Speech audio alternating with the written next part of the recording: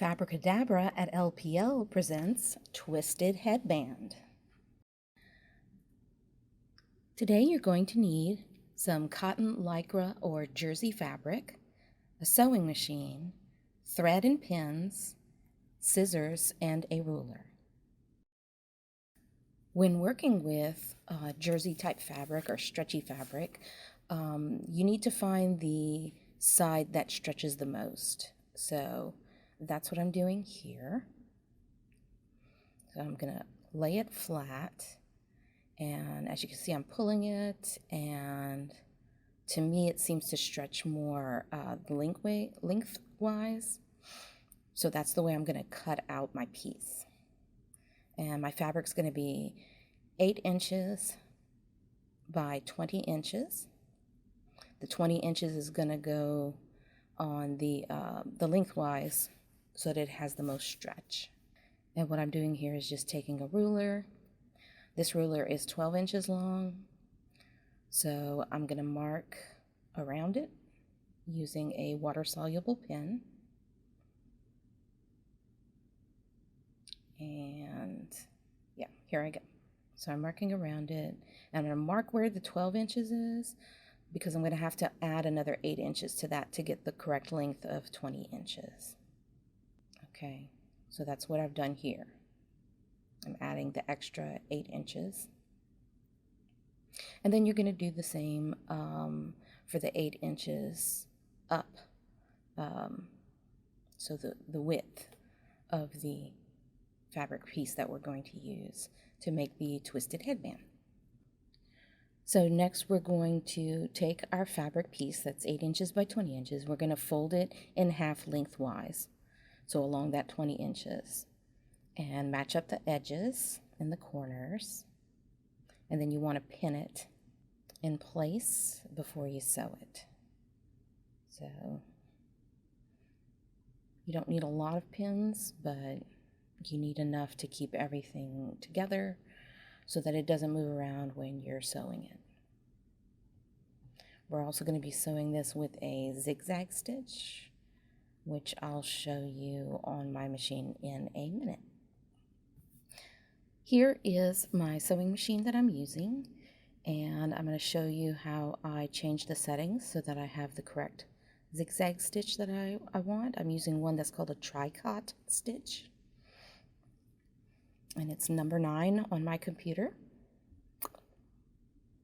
And then I'm going to change that here on the screen by simply pressing the plus button until I get to number 9. And then you can also adjust the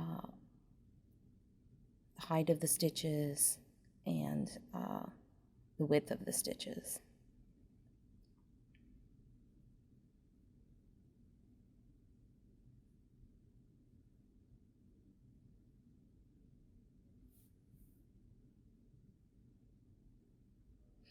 Okay, so you want to line your edge of your fabric up with about the 1/4 mark. You want to do a 1/4 seam allowance.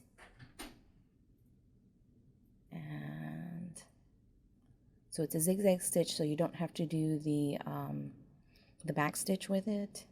You're just going to start stitching.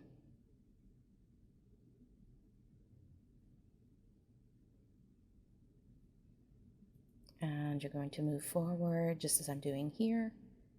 And as you can see, the needle moves up and down or back and forth to make that zigzag.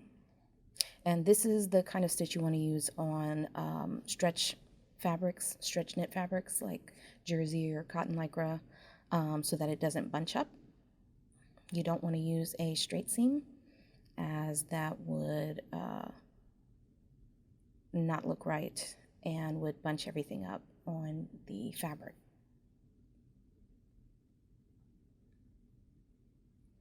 Now, always, you don't want to sew over your pins, so make sure you take them out prior to getting near the needle.